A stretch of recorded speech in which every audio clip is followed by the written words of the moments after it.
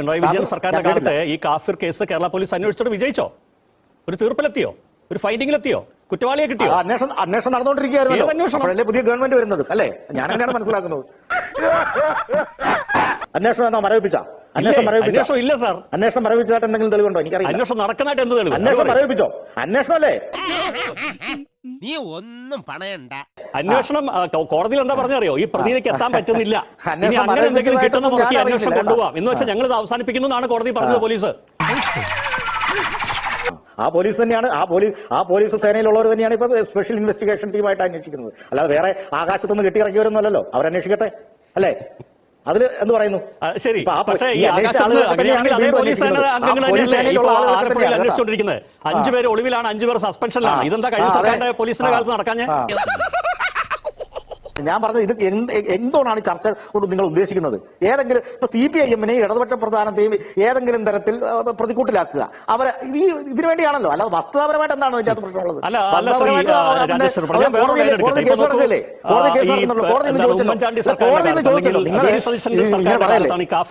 വിവാദം ഉണ്ടായത് അന്ന് ആ പോലീസിന് പരാജയപ്പെട്ടു. ഇപ്പൊ ഭരിക്കുന്ന പിണറായി വിജയൻ സർക്കാരിന്റെ കാലത്ത് ഇതാ SIT പ്രഖ്യാപിച്ചു എന്ന് പറഞ്ഞാൽ അങ്ങ് യോജിക്കോ? തീർച്ചയായിട്ടും ഒരു ഗവൺമെന്റ് വരുന്നത്, ഞാൻ ഏത് ഗവൺമെന്റ് വന്നു കഴിഞ്ഞാലും ഈ വിഷയത്തെ ഞാൻ പറഞ്ഞല്ലോ, ഇതൊരു വർഗീയ വംശീയ സമൂഹത്തെ വിഭജിക്കുന്ന അല്ലെ ശിഥിലമാക്കാൻ പോകുന്ന തരത്തിലുള്ള ഒരു പ്രവണതയാണ്. ആ പ്രവണത ഒരു കാരണവശാലും ഗൗരവത്തെ വീണ്ടും വീണ്ടും പെരുപ്പിക്കുകയാണ്. ഇങ്ങനെ പോയാൽ സംഗതി കുഴയും. എന്നിട്ടാണ് അങ്ങ് പറയുന്നത് ഇതിലൊന്നും സംഭവിച്ചിട്ടില്ലെന്ന്. അത്രത്തോളം ഗൗരവ സ്വഭാവത്തിലുള്ള കേസ് ആർക്കോ വേണ്ടി എന്തിനോ വേണ്ടി മരവിപ്പിച്ച് അവസാനിപ്പിച്ച പോലീസാണ് സർക്കാരിന്റെ പോലീസ്. CPIM-ന്റെ തലയിലോട്ട് വെക്കരുത്. പിന്നെ ഇത്രയും പറഞ്ഞിട്ട് ഇത് CPIM അല്ല, ഇവിടെ ഇരിക്കുന്ന നിരീക്ഷകർ മുഴുവൻ പറയുന്നതാണ്. നിരീക്ഷകരും കോൺഗ്രസിന്റെ വക്താവ് പറഞ്ഞത് CPIM-ന്റെ തലയിലോട്ട് വെക്കാൻ. പിന്നെ അതെയാണ് ഞാൻ എതിർക്കുന്നത്.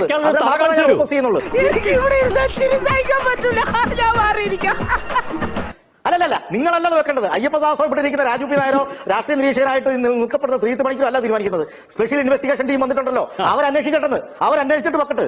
അല്ലാതെ CPM-ന്റെ തലയിലേക്ക് വെറുതെ ആവശ്യമില്ലാതെ നിങ്ങൾ ഉണ്ടാക്കി ഇത്തരം കാര്യങ്ങൾ വെക്കരുത്. CPM ഇതിന് തരത്തിൽ സമാധാനപരമായിട്ട് കരിങ്കൊടിയായിട്ട് നിന്ന പിള്ളേരാണ്.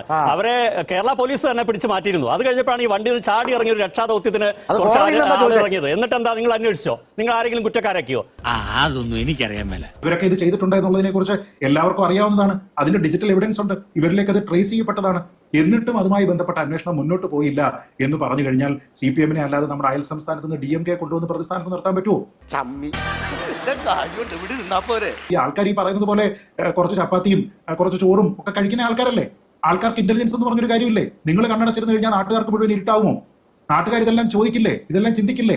കൺവിൻസിംഗ് ആയിട്ടുള്ള ഒരു മറുപടി പറയാൻ CPM-ന്റെ ഏതെങ്കിലും ഒരു നേതാവിന് സാധിച്ചിട്ടുണ്ടോ? ഇതാണ് വിഷയം. എന്റെ ഭാഗത്തും തെറ്റുണ്ട്. നമ്മുടെ നാട്ടിൽ പച്ച വെളിച്ചത്തിൽ ആൾക്കാരുടെ മുന്നിൽ വെച്ചിട്ട് ഈ പൂച്ചട്ടിയും ഹെൽമെറ്റും എടുത്തിട്ട് ഒരാളിന്റെ തലയ്ക്ക് അടിച്ചതിന് ശേഷം നിങ്ങൾ മുഴുവനും പാടി നടന്നിരുന്നത് എന്താ? രക്ഷാപ്രവർത്തനമാണെന്നല്ലേ? ഞാൻ പറഞ്ഞത് അത് ഈ ആൾക്കാരുടെ ലോജിക്കിന് നിരക്കുന്നതല്ല എന്നൊരു ചിന്ത ഏതെങ്കിലും ഒരു ഘട്ടത്തിൽ CPM-ന് ഉണ്ടായോ? ഇപ്പൊ കുറെ പേര് തിരുത്താൻ വേണ്ടിയിട്ട് നടക്കുന്നുണ്ടല്ലേ?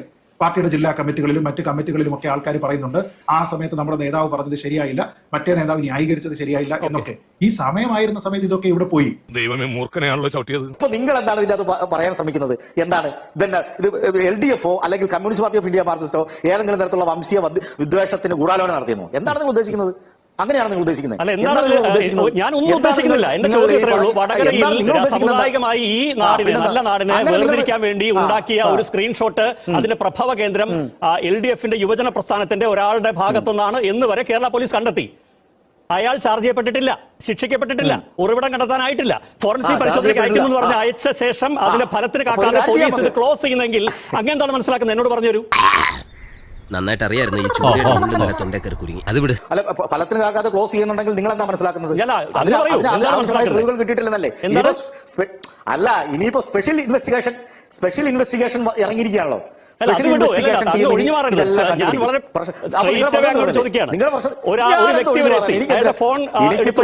ഫോറൻസിക്കിന് അയച്ചു, ആ ഫലം കാക്കാതെ പോലീസ് പ്രതിയിലേക്ക് എത്താൻ പറ്റുന്നില്ല, അന്വേഷിക്കുക, അവസാനിപ്പിക്കുന്നു എന്ന് പറഞ്ഞാൽ അതിന്റെ പിന്നിൽ ലക്ഷ്യം എന്താണ്? ഭരിക്കുന്നത് LDF അല്ലെന്ന് വിചാരിക്കുക. ഇനി പറയൂ അങ്ങ്. ഉത്തരം മുട്ടിച്ചോളഞ്ഞല്ലോ. അതാ പറയാം, നിങ്ങളെ സംബന്ധിച്ചിടത്തോളം ഭരിക്കുന്ന LDF UDF എന്നുള്ളതിന്റെ അപ്പുറത്തേക്ക് അന്വേഷണം വരട്ടെന്ന് നമ്മളിപ്പോ ഒന്നും പറഞ്ഞില്ലല്ലോ. ഇപ്പൊ നേതാക്കന്മാർ അന്വേഷണം പല വിഷയങ്ങളിലും വളരെ കൃത്യമായിട്ട് നമ്മൾ പറഞ്ഞിട്ടുണ്ടല്ലോ.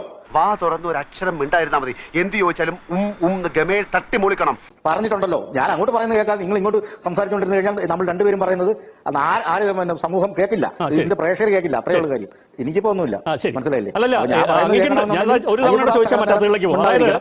LDF സർക്കാരിന്റെ കാലത്ത് ഇങ്ങനൊരു ഹീനകൃത്യം നടന്ന് അതിന്റെ അന്വേഷണം കോടതിയുടെ നിർദ്ദേശപ്രകാരം ഫോൺ പരിശോധനയ്ക്ക് അയച്ച ശേഷം ആ ഫലത്തിന് കാക്കാതെ പോലീസ് ഒരു കേസ് അവസാനിപ്പിക്കുന്നുണ്ടെങ്കിൽ അതിന്റെ താല്പര്യം എന്താണ്? ഇത് വളരെ സ്ട്രെയിറ്റ് ആയിട്ടുള്ള ചോദ്യമാണ്. അങ്ങനെ ഇതിന് ഉത്തരം പറയണം. ഇയാൾ ഉരുളക്കുപ്പേരി കോളേജിൽ നിന്ന് ഡിഗ്രി എടുത്ത് വന്നിരിക്കുകയാണ്, ഒരു തർക്കക്കാരൻ. പോലീസ് ആ കേസ് എങ്ങനെ അന്വേഷിച്ചു, എങ്ങനെ ഏത് വിധത്തിൽ അന്വേഷിച്ചു, അത് അവസാനിപ്പിക്കാനുള്ള കാരണം എന്താണ് എന്ന് പറയാൻ ഞാൻ എങ്ങനെ പറയും? അതല്ലല്ലോ പ്രധാനപ്പെട്ട കാര്യം.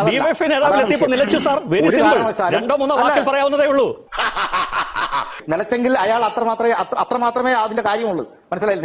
നിങ്ങൾ ഇവിടെ വിഭാവനം ചെയ്ത് നരേറ്റീവ് ഉണ്ടാക്കി ആഖ്യാനം ഉണ്ടാക്കുന്ന തരത്തിലൊന്നും ഉണ്ടാവില്ല. അത്രേ ഉള്ളൂ അതിന്റെ കാര്യം. അങ്ങനെയാണെങ്കിൽ SIT വന്നിട്ടുണ്ടല്ലോ. ഈ മുഖമറിയാത്ത ആളുകളൊന്നല്ല കേട്ടോ. ഒരുപാട് LDF പ്രൊഫൈലിൽ നിന്ന് ഒരു മുൻ MLA-യുടെ വനിതാ മുൻ MLA-യുടെ ഭാഗത്തു നിന്നൊക്കെ ഫേസ്ബുക്കിലൊക്കെ പ്രചരിക്കപ്പെട്ട ഒരു സ്ക്രീൻഷോട്ടിനെ കുറിച്ചാണ് പറയുന്നത്. എന്താണ് ആ സ്ക്രീൻഷോട്ട്? അതുപോലെ ഈ ഫോറത്തിൽ പറഞ്ഞ് അതുപോലെ ചർച്ചയാകണമെന്ന് ആഗ്രഹിക്കുന്ന ആളല്ല ഞാൻ. കേരളത്തിലെ ജനങ്ങളെ ഒരു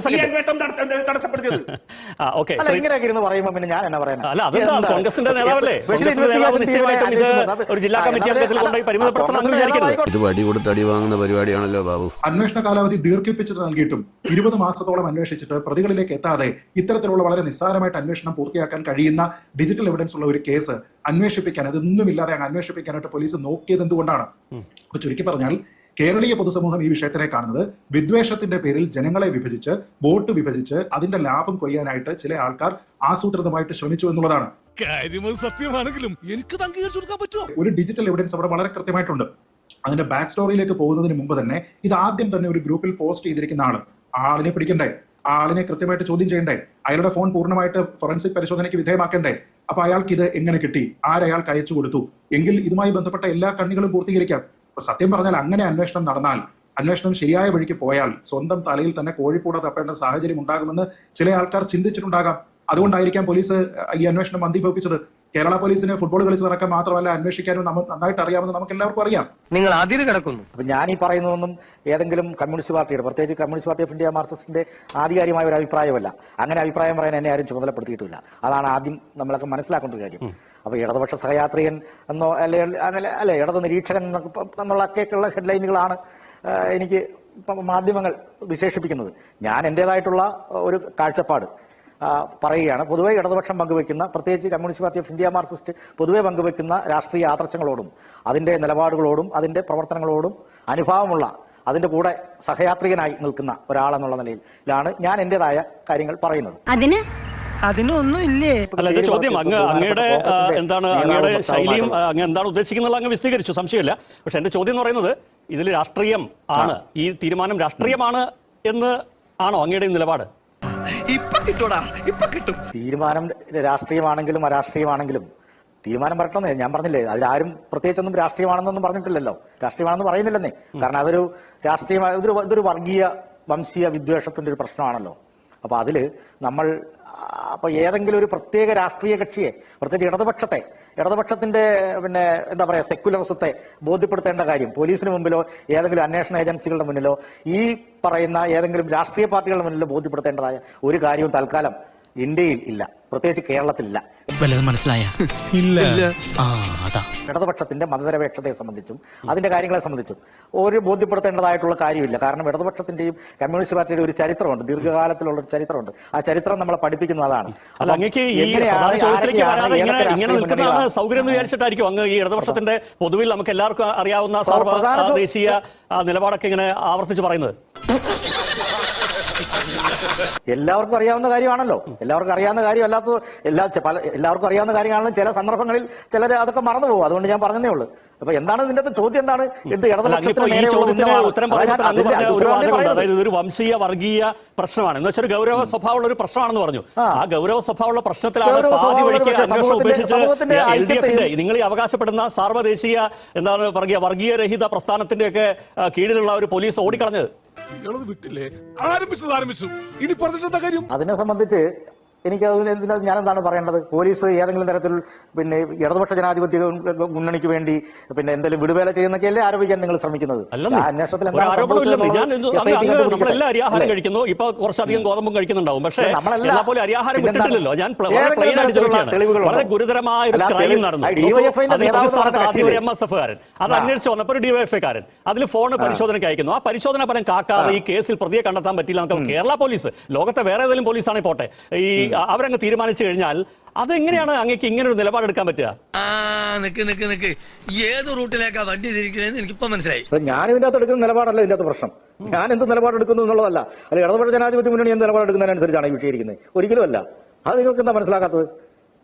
അല്ല, ഇടത് സർക്കാരിലെ പോലീസ് ആ വിഷയത്തിൽ ദയനീയമായി പരാജയപ്പെട്ടു. അല്ലെങ്കിൽ നിയമം അവരിൽ എന്താണോ അർപ്പിച്ചത് അത് ചെയ്യുന്നതിൽ ദയനീയമായി പരാജയപ്പെട്ടു എന്ന് ഞാൻ പറഞ്ഞ അങ്ങനോട് യോജിക്കോ വിയോജിക്കോ? അതായത് മറ്റേ ഇതല്ലടാ ഇതോ ഞാൻ യോജിക്കത്തില്ല. കാരണം ഈദ് പണിക്കരൊക്കെ പൊതുവെ പറയാൻ ശ്രമിക്കുന്ന ഒരു കാര്യമാണ്. എന്തുകൊണ്ടെന്നുള്ളത് പ്രതികളവിടെ, കുറ്റവാളികളവിടെ, കേരളത്തിലെ പോലീസ് എന്ന് പറയുന്നത് 10 വർഷമായി ഇടതുപക്ഷ ജനാധിപത്യ മുന്നണി ഭരിക്കുമ്പോൾ, അല്ല ഞാൻ പറയട്ടെ, ഇടതുപക്ഷ ജനാധിപത്യ പോലീസ് എല്ലാം പക്ഷപാതപരമായിട്ട് ഇവിടെ പെരുമാറുക എന്നുള്ളതാണോ? നീതി ഏതെങ്കിലും LDF-ന് വേണ്ടി മാത്രം വിടുപണി ചെയ്യുന്ന തരത്തിലുള്ള പോലീസ് സേനയെ, കേരളത്തിലുള്ള പോലീസ് സേനയെ താഴ്ത്തിക്കെട്ടാണെന്ന് ഞാൻ തൽക്കാലം തയ്യാറല്ല. മാത്രമല്ല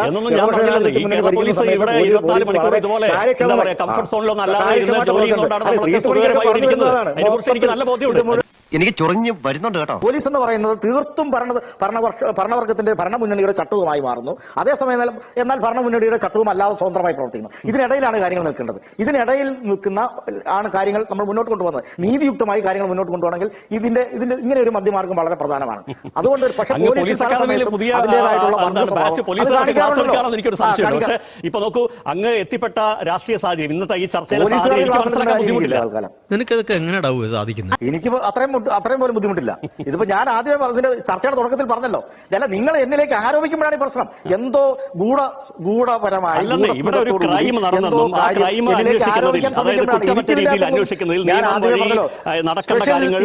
കഴിഞ്ഞ സർക്കാരിന്റെ കീഴിൽ നടന്നിട്ടില്ല എന്നുള്ളത് ആർക്കും മനസ്സിലാക്കാൻ പറ്റും. അങ്ങ് അത് മനസ്സിലാക്കുന്നില്ല. സിമ്പിൾ. അല്ലെങ്കിൽ സമ്മതിക്കാൻ തയ്യാറല്ല. അതുകൊണ്ട് അത് അങ്ങയുടെ ചുറ്റുപാടാണെന്ന് എനിക്കറിയാം. അങ്ങ് ഇടതുപക്ഷ രാഷ്ട്രീയത്തെ ഫോളോ ചെയ്യുന്ന ആളാണ്. ഇവിടെ വന്നിട്ട് പിണറായി സർക്കാരിന്റെ കാലത്ത് ചെയ്തത് പരാജയമാണെന്ന് പറയാൻ എനിക്ക് പറ്റില്ല. അതെനിക്ക് മനസ്സിലാവും. ഈ പറഞ്ഞതിന് വേറൊരർത്ഥം ഇല്ലേ? നിങ്ങൾ തന്നെയല്ലേ പറഞ്ഞോണ്ടിരിക്കുന്നത്? ഏത് നിങ്ങൾ തന്നെയല്ലേ പറഞ്ഞോണ്ടിരിക്കുന്നത്? നിങ്ങൾ അടക്കമുള്ള ആളുകൾ പറഞ്ഞോണ്ടിരിക്കുന്നത്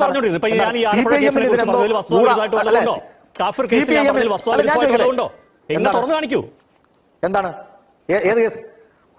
ഏത് കേസിനെ കുറിച്ച് ഇപ്പൊ പറഞ്ഞല്ലോ. ഞാൻ വസ്തുതാവിരുദ്ധമായി എന്തെങ്കിലും പറഞ്ഞു അങ്ങനെ തുറന്നു കാണിക്കണം. ജനങ്ങൾ കണ്ടോണ്ടിരിക്കുക. നിർത്തി അങ്ങ് അവമാനിക്കുവാണെന്ന്. പക്ഷെ ഇതിന്റെ പേരിൽ CPM-ന്റെ തലയിലേക്ക് ഈ കാര്യം പറഞ്ഞിട്ട് ഈ കാഫർ സ്ക്രീൻഷോട്ട് എന്ന് പറഞ്ഞിട്ട് അത് അന്നേരം CPM എന്ന് പറയുന്ന വാക്ക് ഒരു പവൻ സ്വർണ്ണം കൊണ്ടുപോയി എന്നുള്ള കേസല്ല. അത് നമുക്ക് അങ്ങനെ പറയാം. അതിലൊന്നും മറ്റെന്തെങ്കിലും ധാർമ്മിക പ്രശ്നമൊന്നുമില്ല. ആ പോലീസ് അന്വേഷിച്ചില്ല, കണ്ടെത്താൻ പറ്റില്ല, അയാൾ എവിടെ പോയി, അയാൾ ഏതോ കാട്ടിൽ പോയി ഒളിച്ചു എന്ന പോലെ അല്ല സാർ ഇത്. അങ്ങ് തന്നെ പറഞ്ഞതിന്റെ ഗൗരവം പറഞ്ഞില്ലേ? ഈ കേസ്, ഈ സംഭവം, ഈ കാഫിർ സ്ക്രീൻഷോട്ട് ഉണ്ടാക്കാൻ ശ്രമിച്ച അതിന്റെ പിന്നിലെ ബുദ്ധി എന്തായിരുന്നു, അതിന്റെ ലക്ഷ്യം എന്തായിരുന്നു? അത്ര ഗൗരവ സ്വഭാവത്തുള്ള ഒരു കേസ് ഒരു DYFI പ്രാദേശിക നേതാവിന്റെ, ഭാരവാഹിയുടെ, ബ്ലോക്ക് പ്രസിഡന്റിന്റെ തലം വരെ എത്തി അയാളുടെ ഫോൺ പിടിച്ചെടുത്ത് അയാളുടെ ഫോൺ അയച്ചെന്നേ LDF-ലെ പോലീസ് അയാളുടെ ഫോൺ എടുത്ത് അയച്ചു ഫോറൻസിക്. അതിന്റെ ഫലത്തിനൊന്നും കാക്കാതെ ഞങ്ങൾക്ക് പ്രതിയെ കണ്ടെത്താൻ പറ്റില്ല എന്ന് പറഞ്ഞിട്ട് ഈ കേരള പോലീസ് പൂട്ടിക്കെട്ടിക്കൊണ്ട് പോയെങ്കിൽ അതിനർത്ഥം എന്താണ് സാർ? ഇതാണ് പ്ലെയിൻ ചോദ്യം. അതിന് ഞാൻ പല പ്രാവശ്യങ്ങളായിട്ട് മറുപടി പറഞ്ഞു. വീണ്ടും പറഞ്ഞു തന്നെ വീണ്ടും പറയുന്നുണ്ട്. ഈ ചോദ്യത്തിന് ഉത്തരം പറഞ്ഞില്ല തന്നെ. വീണ്ടും നമ്മൾ ചോദിച്ചു. ഈ ചോദ്യത്തിനാണ് ഉത്തരം പറഞ്ഞിട്ടുള്ളത്. ഇൻവെസ്റ്റിഗേഷൻ ടീം വന്നിരിക്കുകയല്ലേ സുഹൃത്തെ? അതല്ലല്ലോ ചോദ്യം. ശത്രുക്കൾക്ക് പോലും പറഞ്ഞു തന്നെ വീണ്ടും പോലീസ് അന്വേഷിക്കാൻ പറ്റാത്ത ഒന്നാണോ ഈ UDF? UDF ഭരണമായിരുന്നോ? നിങ്ങളുടെ സർക്കാരിന്റെ കാലത്ത്? ഞാൻ ഒറ്റ ചോദ്യം, ഒറ്റ ചോദ്യം ഞാൻ അങ്ങോട്ട് പിണറായി സർക്കാരിന്റെ കാലത്ത് എന്താ കാഫിർ സ്ക്രീൻഷോട്ടുമായിട്ട് ബന്ധപ്പെട്ടിട്ട് പക്ഷപാതപരമായി നിലപാട് സ്വീകരിച്ച് ഇവിടെ മുഴുവനുള്ള സഹാക്കന്മാർ ഗൂഢാലോചന നടത്തി അല്ലെ പാർട്ടി ഗൂഢാലോചന നടത്തിയിട്ടാണ്. അതുകൊണ്ട് പിണറായി ഗവൺമെന്റിന്റെ പോലീസ് ഇതിനെ ഒതുക്കി തീർക്കാൻ ശ്രമിച്ചു എന്ന് തെളിയിക്കാത്തൊരു കാര്യം നമ്മൾ നരേറ്റ് ചെയ്ത് ഉണ്ടാക്കരുത്. ഇതാണ് ഞാൻ എങ്ങനെയുണ്ട്? നന്നായിട്ട് അടിപൊളി. Thank you. സന്ദേശം സിനിമയിൽ കാണുന്ന കുമാരപിള്ള സാറിനെ പോലെയുള്ള ആൾക്കാരുടെ താത്വികമായിട്ടുള്ള ഡയലോഗുകൾ പറയുമ്പോൾ പാർട്ടിയോട് യുക്തിസഹമായിട്ടുള്ള ചോദ്യങ്ങൾ ചോദിക്കുന്നതിനും പാർട്ടിയെ തിരുത്തുന്നതിനും പാർട്ടിയിൽ കൂടുതൽ ഉത്തമന്മാർ ഉണ്ടായി വരണം എന്നുള്ളതാണ് എന്റെ ആഗ്രഹം. അത് നടക്കും എന്ന് പ്രതീക്ഷിക്കുന്നു.